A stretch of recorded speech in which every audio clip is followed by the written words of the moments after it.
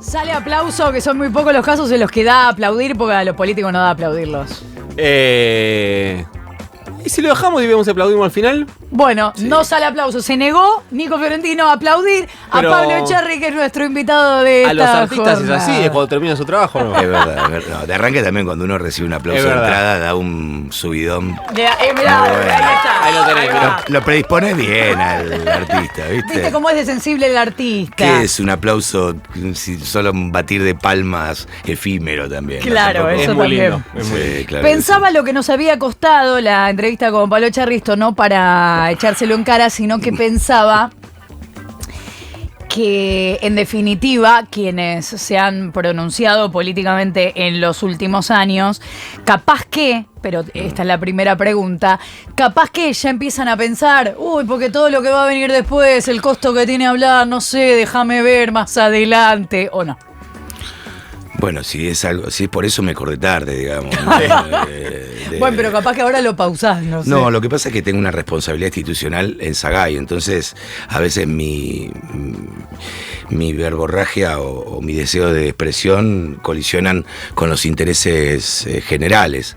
Entonces tengo que tener responsabilidad a la hora de tener bastante más timing para salir a opinar de ciertas cosas, ¿no? Y no poner en peligro o en tela de juicio la actividad que llevo ya hace 18 años ahí en Sagay, siendo este un momento tan particular y tan duro y tan oscuro para la cultura en general y para nosotros, para nuestro colectivo en particular también, ¿no? A ver, describinos ese momento, pensando también en cuál es la lucha o el objetivo o la mirada donde está puesta en este momento en Sagay.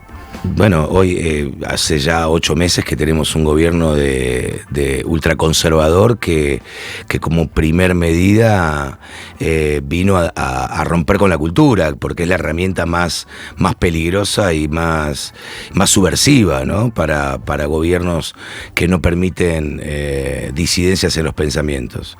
Es bastante particular porque los últimos 4 años nos costó muchísimo, nosotros que gestionamos dentro de Sagay. Sagay es una entidad que recauda y reparte derecho y propiedad intelectual, pero a la vez es una herramienta política muy importante, valiosa, que a la vez... Y que manda muy buenas tortas todos los años. Ay, sí, decirlo, cuando también. cumplen años, Cuando qué digo alegría muy buenas, eso. digo primera A. Sí, buenas primera tortas. Sí, bueno, eso se lo debemos a la Y este año unos comunicación stickers, que cosas divinas. sabe atacarlos por el estómago. Sí, ¿no? sabe por dónde entrar. Sabe cómo hacer que digan cosas lindas. Sagay es una herramienta política que actúa de forma particular y actúa de forma grupal también con el resto de las entidades de gestión y con el resto de las instituciones del sector. Y se intentó en estos 8 meses hacerle frente a un ataque sistemático y masivo de la ultraderecha para hacer retroceder a la Argentina en materia cultural. La Argentina en materia cultural está a la vanguardia de la región. Bueno, no solamente en materia cultural, en materia institucional, en materia sindical. La Argentina es un país verdaderamente desarrollado en la región con enormes problemas en su economía, pero... a mí me gusta decir, y creo que tiene correlato, los años de peronismo. El peronismo ha sido un hecho tan revolucionario en la Argentina que ha constituido una sociedad bastante más justa de lo que son las sociedades latinoamericanas. Entonces, hoy está bajo ataque porque se entiende, los ultraconservadores entienden que en la cultura está la herramienta de difusión y de emancipación del ciudadano y la herramienta que le permite ver, analizar y de alguna forma sopesar cuál es su realidad y de qué forma podría resolverla. Lo curioso fue que en los últimos 4 años a nosotros nos costó mucho hacerles entender a nuestros representantes políticos en un gobierno que por supuesto era mucho más cercano a nuestro pensamiento, por lo menos al mío. de que la cultura era hora de elevar a la cultura a otro nivel, ¿no? De llevarla como en países más desarrollados, como ha sucedido en países europeos que a través de su cultura han podido transformarse en países verdaderamente desarrollados. La cultura es una herramienta que acompaña el desarrollo de un país, inclusive el desarrollo económico. Bueno, en estos últimos 4 años nos costó mucho hacer entender eso y vinieron los ultraconservadores y a los primeros que atacaron fueron nosotros. Así que, si bien nosotros estamos penando porque no nos han escuchado en estos últimos 4 años de la forma que nos tenían que escuchar, ahora nos es muy fácil explicar lo importante que es la cultura. ¿Sabés que la cultura es eso que la ultraderecha cuando llega viene a romper para tratar de socavar tu fortaleza y tu espalda? Así que calculo que cuando todo esto termine, cuando esta pesadilla, cuando salga el sol, nosotros vamos a tener algunas ideas mucho más claras y convicciones más concretas. Que se va a ver para adelante, se me ocurre lo que ahora... Pero es que todo es para ver para adelante. En este momento no sé qué cosas se pueden hacer cuando vos tenés cuando te están atacando por todos lados. ¿Qué? Claro. ¿Poner el cuerpo para que te lo destrocen? No, pero de esto que decís de los últimos 4 años, estaba mirando unos números que salieron ayer del INDEC que dicen que el valor agregado del sector cultural bajó 0,8% en 2023 respecto de 2022. Es decir, que viniendo de la pandemia, donde evidentemente fue un momento difícil para los artistas, todavía 2023 iba siendo cada vez peor la convocatoria, el laburo. ¿Son números en audiovisual o en la cultura en general? Dice, los sectores de publicidad, de libros, de publicaciones y el audiovisual representaron 60,8% del valor agregado cultural en 2023. Los puestos de trabajo aumentaron 3,6% respecto de 2022, pero como ya sabemos siempre, los registrados mejor que los no registrados. Y así. Bueno, a mí me parece que esos números están al calor de la debacle económica, ¿no? O sea, creo que hay una debacle general en la economía en la Argentina, que ya sucede hace muchos años, que yo creo que la debacle concretamente se activó en el año 2017-2018, donde la inflación de 24% anual pasó a un 58% de cajón, donde el país empezó de un crecimiento módico con muchos problemas de generación de empleo de calidad y demás, pero venía creciendo a un 2,5%. Los 4 años del gobierno macrista colocó a la economía argentina en una lenta caída que en mi opinión la pandemia y cierta ineficacia por parte del gobierno saliente profundizó. Pero la realidad es que no puedo hablar de libros, porque la verdad no puedo hablar ni de la industria del libro, ni de otras particularidades, pero el audiovisual en la Argentina viene derrumbándose hace muchos años. Yo hace 30 años que trabajo en la televisión, y la televisión de aire, por ejemplo, para tomar un ejemplo en la Argentina, viene decayendo desde que yo entré. O sea, nunca hubo un pico de recuperación. Tal vez uno va en los números concretos, puede haber un más menos, pero claramente se veía como una actividad que en distintos lugares del mundo crecía al calor de herramientas legislativas que impulsaban y colocaban a esta nueva industria digamos, le colocaban el sello de industria a una actividad que la Argentina era bastante más pequeña. Al no existir esas leyes o la certeza de nuestros gobernantes de que la cultura verdaderamente y el audiovisual particular es una herramienta de generación de trabajo de calidad, digamos, de publicidad de la marca país, digamos, de la posibilidad de cuando trabaja el audiovisual, es tan complejo la composición laboral que no solamente crece en materia de técnicos y de motorhomes o de catering, se crece en cuestión de servicios, de traslado, de logística. La riqueza que genera el audiovisual es grande. Pero mi frustración más grande es que... Y ahí ayer teníamos una reunión ahí con los que rosqueamos seguido para ver por dónde vamos a ir y en qué nos equivocamos. Hacíamos un mea culpa. No supimos nosotros convencer a los que teníamos más cerca de que de que verdaderamente había que generar herramientas que no son herramientas novedosas, son herramientas que en otros países funcionan, digamos. En Brasil funciona una ley de impulso audiovisual que es verdaderamente virtuosa, ¿no? Que ha generado a partir de su creación una creación de una burguesía, de productoras y de productores absolutamente nueva, que se han colocado en la competencia mundial de la generación de contenido, ¿no? Contenido de alta calidad. Y en la Argentina no hemos logrado instalar nosotros. A veces la frustración y un poco el enojo que yo tengo es que si uno no puede abrir los ojos a los propios, a los que, como una cuestión de doctrina, deberías entender que la cultura es una herramienta importante. Debería formar parte de tu agenda. Debería ser claro. Una parte de la agenda de los míos. Total. Sin que yo se los diga. Total. Cuando vos tenés que ir a decirle, mirá, la cultura es importante, el audiovisual, el grabar a las plataformas, el generar una estructura de impulso por fuera de lo que es la producción de las plataformas, es importante, y te miran como muchas veces creen que la cultura es entretenimiento y que la cultura es farándula. Y es un error enorme. Y nosotros, por eso estamos viviendo en este momento lo que creo que teníamos que vivir. Descendimos al infierno porque hemos hecho las cosas mal, definitivamente, se han hecho las cosas mal. Digo, no me incluyo porque no he tenido responsabilidades de gestión pública. Pero a nosotros nos queda muy claro por dónde tenemos que ir cuando esto acabe. En otro programa, ¿no? En otra radio que trabajo, vino de invitado Mauricio Cartum y dio una definición hermosa de lo que él considera que es la cultura, que dice que si una sociedad es un montón de ladrillos sueltos, la cultura es el cemento que pega todos esos ladrillos. Sí.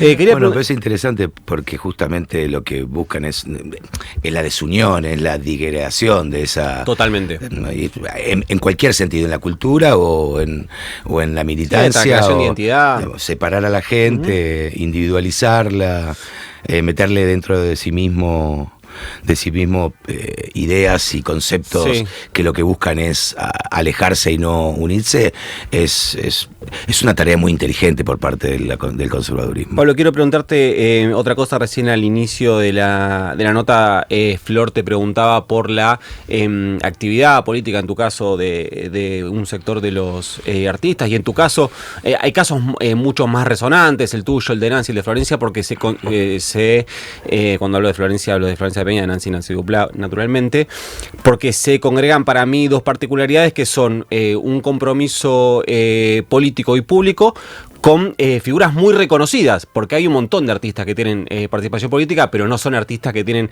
ese nivel de masividad. Entiendo que terminan pagando un costo más alto por eso. Eso es una idea mía. También me parece bastante ridícula la idea del artista neutral, o sea, esa pretensión de que el artista tiene que ser neutral. Bueno, no sé de dónde sale, no se corrobora a lo largo de la historia. De la derecha sale. Sí, claro, sí. Sabemos perfectamente. El argumento de la derecha. Pero quiero decir, llevar esta descripción a una cosa más actual, que es un contexto de odio más radicalizado, más naturalizado, más virulento. Y si en tu caso ¿tenés identificado si hubo un clic en algún momento respecto a esa naturalización del odio? Si decís, a mí un día me pasó tal cosa que nunca me había pasado, digo, acá está pasando algo raro, o si por vos estamos medio en una constante. No. Fue un proceso lento y constante, ¿no? Donde el poder real fue tomando posición y utilizando las herramientas, las nuevas y las viejas, y las espaldas financieras y económicas para ponerla al servicio. A ver, puso la academia al servicio de generar la disgregación, el odio, inocular el odio. La inoculación de odio no es solamente impactan en la gente de una forma muy, muy plana y muy simple, pero es diseñada y pensada con muchísima precisión y utilizada a través de las distintas herramientas. En realidad podríamos decir las más novedosas, las redes sociales, la radio, la televisión, las revistas han sido siempre herramientas de propagación de información, y las redes hoy son mucho más vertiginosas y más directas, y han sabido inocular un virus que tiene consecuencias muy concretas, ¿no? Que busca la destrucción, digamos. El odio, no tenemos que ser muy inteligentes para darnos cuenta de que la utilización del odio genera como consecuencia la destrucción a lo largo, ¿no? O sea, sí, el ¿no? miedo, ¿no? Y el miedo a accionar también. Sí, En definitiva, el termina siendo miedo una herramienta como para variables del odio, ¿no? Digamos, son distintos sentimientos que inoculados generan en el público y en la gente, digamos, posturas muy negativas, y que esas posturas negativas lo que logra al final es mucho individualismo, la sensación de que uno tiene que salvarse solo, empieza a desconfiar de la comunidad y de la unión, muy contrario a lo que sucedía años atrás, donde se veía con mucha claridad que si uno necesitaba y quería lograr alguna mejora en su vida, debía juntarse con quien tenía. Era en comunidad. Claro, hoy eso deberíamos comenzar a revitalizar esos valores, ¿no? Digamos, esos valores que existían con los abuelos que venían de España o que venían de Italia, que llegaban a un espacio donde no había, llegaban a un barrio donde había tierra, donde no había luz, donde no había gas, y los vecinos entre ellos se ayudaban y se construían y se ayudaban a colocar ladrillos o a hacer pozos, y luego se juntaban en una sociedad, todos los italianos juntos en una sociedad y los españoles en otra, y construían su espacio y se construían un teatrito, sí. Y en el teatrito luego empezaban a hacer historias. O clubes. O los clubes de barrio. Creo yo que la salida está por la revitalización de esa realidad, que en definitiva cuando se manifiesta aplasta al individualismo, ¿no? Porque el individualismo a la larga lo que propone es conformarse con menos de lo que uno tiene. Mira, hay algo que me sorprendió mucho en los últimos tiempos. El otro día Anita Picchio, a la que amo y le mando un beso enorme, que estaba trabajando ahí abajo donde está Nancy hoy en el multiteatro, haciendo Exit. Aprovecho y mando chivo. Bien. Todo lo que quieras. Sí, no, así simple. Me dice, estuve leyendo una entrevista, un artículo. Lo cito porque es importante citarlo, más allá de que el tópico del que quiero hablar existe más allá de ese artículo. Hernán Brienz había escrito un artículo donde hablaba del individualismo y de las herramientas que utiliza la derecha, la ultraderecha, digamos, el poder real, el verdadero, para ir instalando y para ir generando la separación de las masas o de los grupos. Y hablaba de un tópico que es nuevo, que es nuevo para mí, por lo menos. Lo escuchaba hace un par de meses, lo escuchaba por primera vez, que es el síndrome del caballero blanco. A ver. ¿Ustedes conocen eso? No. Googleenlo. Si pueden googleenlo en sus Googleando. casas. El síndrome del caballero blanco. Y cuando googleen se van a dar cuenta que en las primeras 10 resultados, links, sí. son links de donde habla del síndrome del caballero blanco como algo real, verdadero, que existe y que es una enfermedad a la que hay que combatir. El síndrome del caballero... Páginas de salud mental. Sí, es salud mental. Decime qué dice qué significa el síndrome del caballero blanco. Lo sufren personas que siempre quieren ayudar o salvar. Se produce por traumas infantiles. Consiste en la tendencia que tienen algunos hombres y mujeres en rescatar o entregarse extremadamente... Espera, porque ahora tengo que meter link. No tengo más nada para decir. Es exactamente eso lo que está sucediendo. Hay obviamente una ofensiva intelectual que es apoyada por una ofensiva económica, mediática, digamos, Sí, el poder real, que donde un valor que siempre fue la solidaridad, la entrega hacia el otro, Ahora es una patología. ahora es una patología. Eso es lo que hay que atacar. Eso es lo que deberíamos hacer nosotros, es generar una cantidad de contenido y si pudiéramos tener alguna posibilidad de financiación también, ¿por qué no? Porque todo se maneja con instrumentos económicos, para empezar a desinstalar eso, para mostrar que eso es una mentira, que la solidaridad sigue siendo uno de los valores más importantes del ser humano, que si vos ayudás a otro que está caído y le das un pedazo de tu pan, o le das tu pan directamente, ni siquiera un pedazo, estás haciendo un acto de misericordia y estás ayudando a que el mundo sea mejor, y hacia allá, hacia el final, te espera algo mejor a vos y al quien recibió ese cacho de pan. Entonces nosotros tenemos que atacar eso hay que desarmarlo. Y de esto, ustedes chicos que son realmente informados y demás, realmente jóvenes, pensé que iba a decir, y jóvenes y sobre todo jóvenes,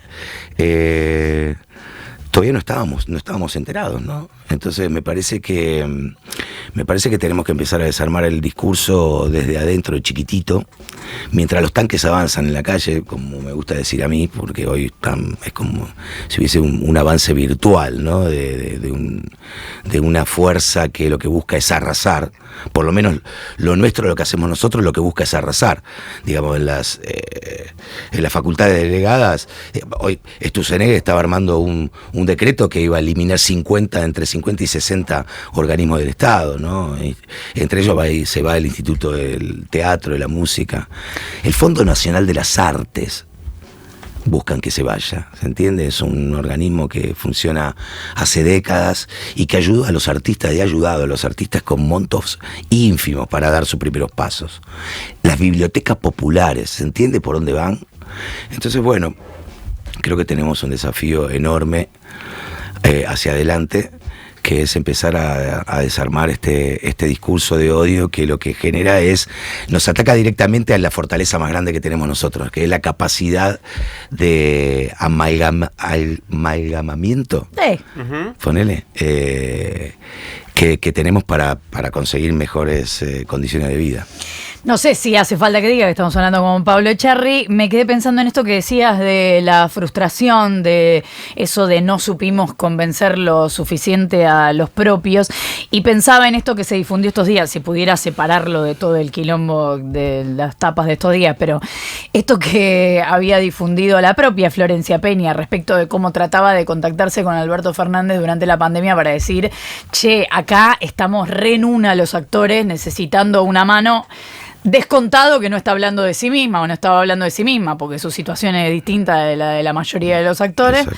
Pero me gustaría entrar un poco más en eso de qué es lo que no supieron, o sea, qué es lo que no se consiguió durante la gestión anterior. Quiero aclarar, antes de contestar la pregunta, es que Florencia me llamó ese día que fue a la reunión, para que yo le pase un poco de letra, ¿no? Porque bueno, ya hace 18 años que gestiono no solamente propiedad intelectual, que estoy metido en el medio en lo que tiene que ver lo cultural específico de nuestro sector, pero de los actores y las actrices. Así que claramente cuando ella fue con la preocupación de ver de qué manera se podía paliar, acompañar la tragedia en la que había caído nuestra actividad, que fue la primera que se cerró y la última que se abrió. Así que para los que intentan de alguna manera darle un significado diferente a la visita de ella, doy fe que ella, cuando vino preocupada, volvió y me hizo un llamado, tuvimos una charla para que yo le pueda dar información, para que ella pueda trasladarle en esa posibilidad que había tenido ella de contactar, ¿no? con el presidente. Yo en ese momento todavía no habíamos podido contactar con él. Bastante difícil fue contactar con él. A otra gente le resultó más fácil. ¿Qué es lo que no hemos hecho? ¿Qué no hemos podido hacer? Yo creo que lo que hicimos teníamos límites en lo que podíamos hacer. Cambiar las cosas uno las puede cambiar cuando está adentro, cuando es parte. Cambiar las cosas de forma estructural es siendo parte de una estructura, qué sé yo, queremos arreglar el Inca, tenemos que estar adentro del Inca para poder resolverlo, o como variable en el Ministerio de Cultura, o sea, tener un plan concreto, una hoja de ruta hacia dónde ir y convencer como funcionario a los referentes que están por encima, para si lees por ahí, vos querés que yo sea tal cosa, bueno, anda por acá, porque acá te digo, bueno, te doy la lapicera para que firmes todo lo que tengas que firmar y avanzar en ese sentido. Por eso creo que nosotros hicimos lo posible, lo que estaba a nuestro alcance. Nosotros generábamos reuniones, qué sé yo, me acuerdo de reuniones en el Ministerio de Producción por la Ley de Economía del Conocimiento y de cómo el audiovisual se iba a meter dentro de la Ley de Economía del Conocimiento. Eran reuniones. En ese momento estaba Culfas, estaba Ariel Yale, luego vino Ariel Sujarchuk.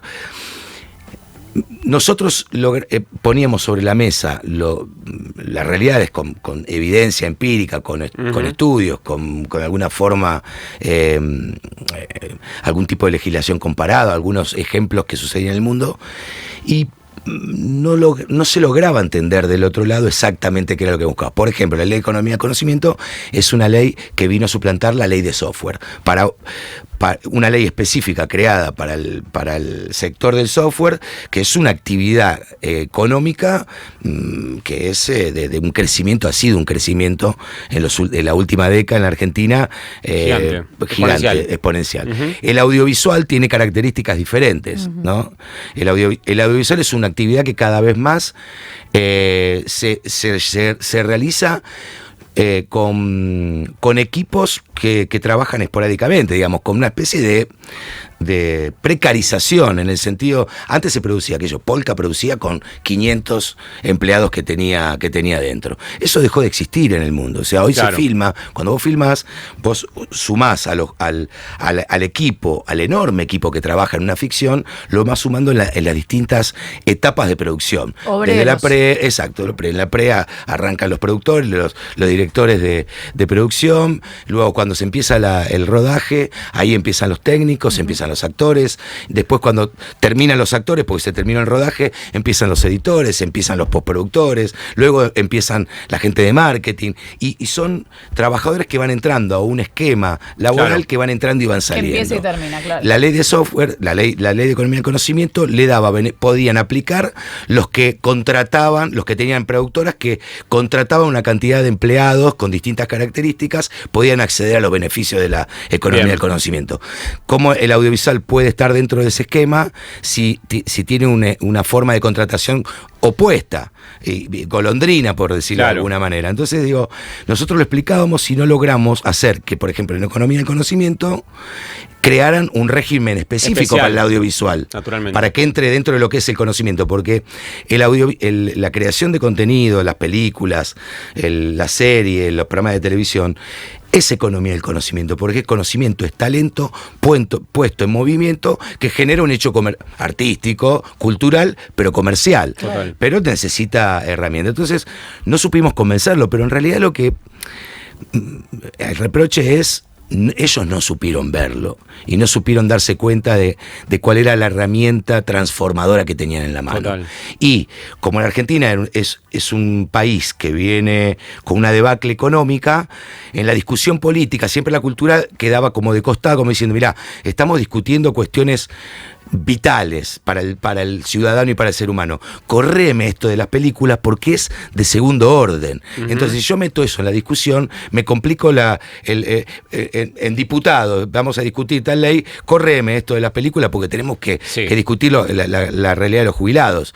Y en esta urgencia y en esta carrera de qué cosa es más importante, todos estamos claro que los jubilados son más importantes que hacer una película, pero pero hay laburantes, también. Sí, aparte es una discusión falsa, digamos. Sí, total. Los países necesitan cultura a la par como necesitan Total. que un jubilado tenga un haber digno, ¿no? Pablo, no lo quiero formular en términos de pregunta para no ni direccionar, ni condicionar, ni limitar la respuesta. Quiero saber si tenés alguna reflexión personal o algo para decir respecto a la denuncia de Fabiola Yáñez contra el expresidente Alberto Fernández. Con la denuncia, con la salida a la luz de esta cuestión familiar del presidente, ha detonado no solamente en mí, sino creo que en la enorme mayoría de compañeros y compañeras, lo voy a decir de esta forma porque claramente son compañeros y compañeras, ha detonado el enorme disgusto que nosotros tenemos con la gestión de Alberto Fernández. Los peronistas somos bastante orgánicos y tratamos de discutir de forma interna, ¿no? Y las críticas las hacemos de puertas para adentro, sobre todo en los momentos de construcción y sobre todo para no darle letra al adversario. Digo, no sé, son cuestiones mínimas básicas estratégicas para no quedar en inferioridad de condiciones. Digo, estás peleando con alguien, te tiene el cogote, no te vas a hacer una autocrítica en su cara, porque si no, no solamente te va a tener el cogote, sino que te va a quitar el aire. Uh-huh. Entonces, las autocríticas las hacemos dentro y en momentos como estos, donde dispara una situación tan aberrante, no solamente repudiamos y repudio en lo personal, sino que aprovecho todo esto para decir toda la mierda que fue el gobierno de Alberto, con sus decisiones timoratas y conservadoras, de alguna manera. Cuando digo no se entendieron, digo Alberto no entendió que debería utilizar a la cultura como una herramienta de expansión económica y como una herramienta verdaderamente importante para lograr colocar a la Argentina, o por lo menos recuperarla de la debacle en la que estaba sumergida. Cuando hablábamos de plataformas, él creía que esto era una cuestión de toma y daca, digamos. Las películas deben hacerse, si hay un productor y tiene la posibilidad de invertir, esa es la forma, el mercado debe regular la producción de películas. Como ahora. Y claro, y eso de alguna forma es así, pero no en su totalidad.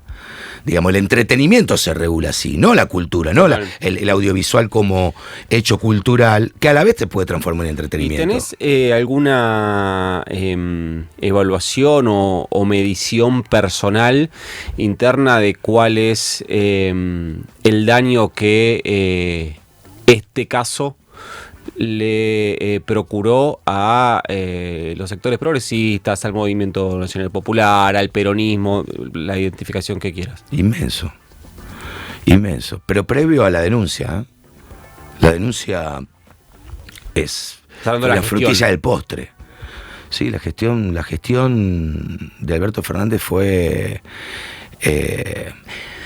todavía tengo dudas si verdaderamente fue un hecho adrede, digamos, ¿no? Si fue el topo que se introdujo dentro de un sistema determinado para hacerlo colapsar. De hecho, él se jactó de ser el único que le dijo que no a la vicepresidenta, por ejemplo, y poner en primer lugar como un hecho valorable su enfrentamiento con Cristina Fernández de Kirchner. Bueno, ¿no le asignás ninguna responsabilidad a Cristina en lo que sí, fue la elección de Alberto, primero y principal. La elección de Alberto. Digamos, uno podría decir, bueno, ¿cuál es la...? Ella no está dentro del cuerpo de Alberto a la hora de ungirlo como el posible ente catalizador electoral. Pero lo conocía más que nosotros. Sí, lo conocía más que nosotros. Yo también lo conocí en momentos de gestión de propiedad intelectual, el año 2005.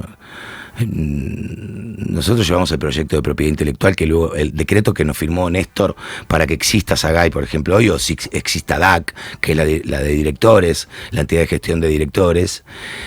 Yo personalmente, cuando estaba haciendo Montecristo, le llevé una carpeta porque ya era algo que en un gobierno popular que empezaba a ajustar algunos derechos para minorías que hasta ese momento solamente habían visto la espalda de los gobernantes, empezó a gestar un movimiento importante entre todos. Yo le llevé la carpeta y él fue el primero que la metió adentro de un cajón. Cuando recibió la visita de 3 figuras importantes del sector para que eso no sucediera. Y luego Néstor se enteró, llegó a oídos de él y dijo, tráeme la carpeta, o tráigame a ver. Y dijo, esto es patético. Y Néstor dijo, es patético discutir lo indiscutible. Y firmó el decreto. Y nosotros después, cuando asumió Alberto... ¿Cómo sabes que pasó eso? Porque yo estuve ahí. Yo estuve en la reunión. Estaba la China Zorrilla, estaba Federico Lupi, estaba Pepe Soriano, estaba, los que ya no nos acompañan y han sido muy importantes, estaba Lito Cruz, estaba Joaquín Furriel, estaba Nancy, estaba Paola Cruz, estaba yo, estábamos todos, y Néstor nos dijo eso. Y nosotros sabíamos que Alberto lo había metido en un cajón, y cuando asumió Alberto, nosotros esto es una intimidad, pero no de las mismas que se están revelando ahora, pero nosotros le hicimos un guiño a Alberto, como decir, Alberto, vos que fuiste tan importante en la gestión del derecho de propiedad intelectual, está todo esto para poder avanzar. Y claramente nosotros sabíamos que Alberto no era el impulsor en materia de ajuste de derechos, que claramente jugaba para una mirada bastante más, parafraseando a Moreno, más socialdemócrata, por decirlo de alguna forma. Y bueno, lo corroboramos con el tiempo. Con el tiempo nos dimos cuenta de eso. Nosotros ya hace mucho tiempo que lo venimos viviendo. Y bueno, claramente esto lo único que hace es elevar la vara del asco, ¿no? O sea, donde ya ni siquiera yo me guardo en decir las cosas que digo. Hasta ahora había como cierto manto de piedad sobre el personaje, y bueno, esto que sucedió lo que ha generado es que ese manto de piedad vuele por los aires. Pero cuando decís lo de topo, ¿te referís a que no necesariamente Alberto Fernández respondía a sus propias ideas distintas de las que podría ser el peronismo, sino que respondía a intereses ajenos? Es que me parece que las ideas del expresidente eran esas.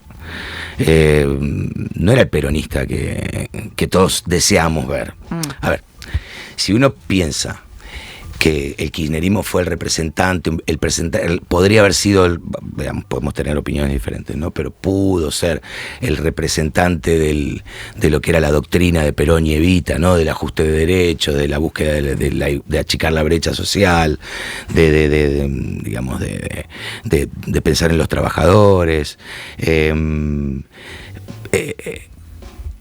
Sí, ya son 3 elecciones donde el kirchnerismo no puede poner un candidato propio de su riñón porque no le alcanza la perspectiva de votos para poder ganar. O sea, lo hemos vivido que en las últimas 3 elecciones los candidatos que mismo Cristina ungió, que apoyó, eran candidatos no peronistas, pero no surgido del kirchnerismo, que estaban más cercanos al centro, ¿no?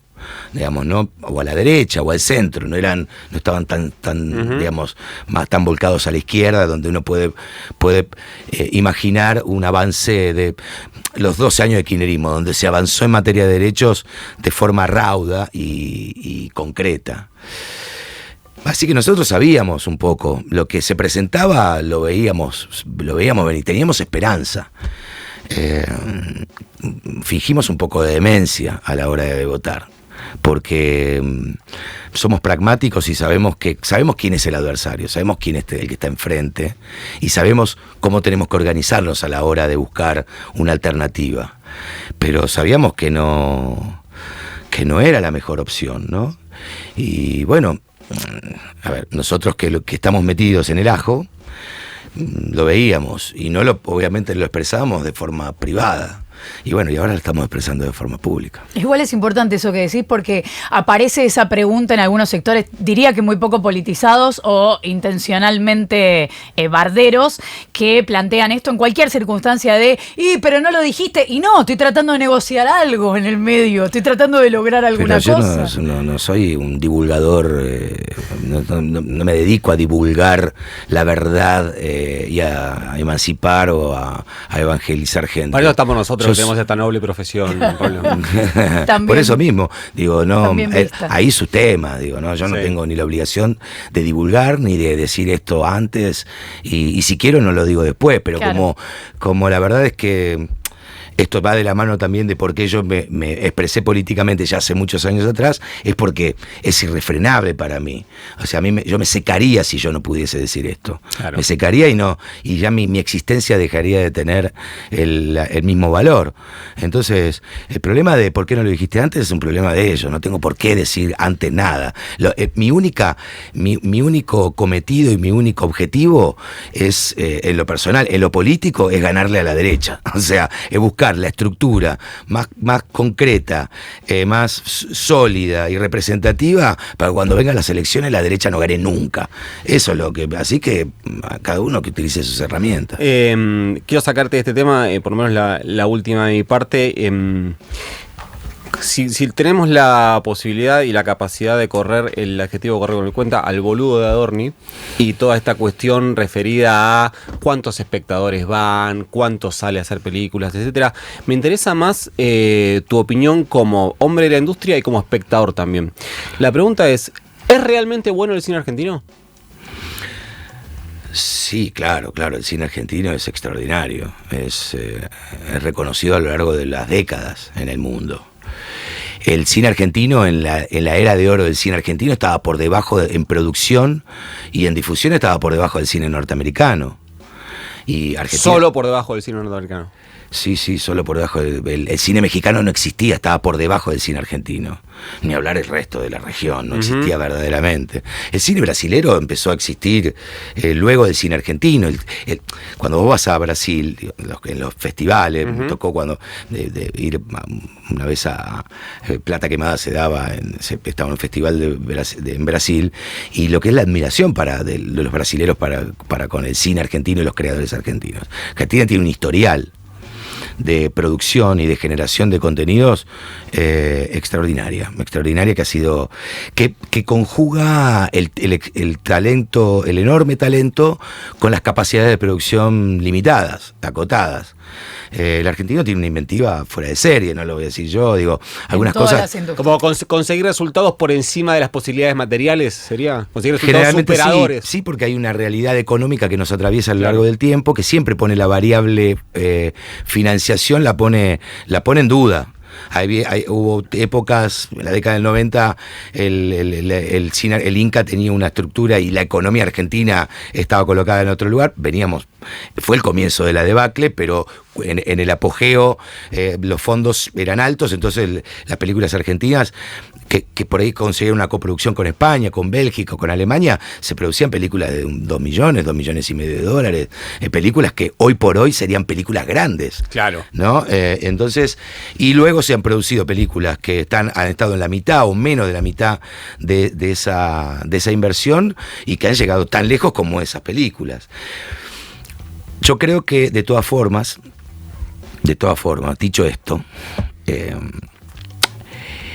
en los últimos años, y esto también es autocrítica, mea culpa, es lo que no supimos instalar, convencer, o nosotros no supimos estar en ese lugar para cambiarlo, y tal vez debamos estar en un futuro para poder cambiarlo. La ley de cine, el programa, el plan de fomento, el acceso irrestricto a los fondos de fomento para poder, con una economía que se derrumbaba, con devaluaciones constantes por el problema de la economía bimonetaria que tiene la Argentina, donde se somete a devaluaciones casi constantes, donde los fondos en pesos va perdiendo valor. El Instituto de Cine, el cine en general, le ha asegurado el acceso a la producción a una cantidad de realizadores con fondos cada vez más chicos. Entonces se han producido una enorme cantidad de películas que se filmaban en tiempo récord porque no se podían, porque cada vez, o sea, las películas, cuando yo empecé a filmar en la Argentina, se filmaban películas de 12 semanas, 12, 11 semanas, 10 semanas. Ese número, a lo largo de los 30 y algo de años que yo estoy en el medio, fue descendiendo constantemente, cayendo al calor de los problemas económicos de la Argentina, y lo que era en 12 empezó en 10, en 11, y terminó filmándose película en 2 semanas y en 3 semanas. Definitivamente el cine, la ley de cine, la forma que se daban los apoyos y los impulsos industriales para producir debería revisarse, debería haber sido revisado. Se debió revisar, se debió encontrar un plan, discutir con un sector al que habría que decirle, muchachos, esto así como está ya no se sostiene más, tenemos que, para poder hacer sobrevivir el espacio de impulso al audiovisual, debemos reconfigurar ciertas variables para poder hacerlo sustentable, y la verdad es que eso no sucedió. Entonces llegó la ultraderecha y encontró algunas cuestiones que no estaban bien, que claramente no estaban bien, y en lugar de mejorarlo sacó todo. Aprovechó la volada para cortar de cuajo. Okay. Y bueno, ahí estamos nosotros, o sea, no nos resignamos a eso.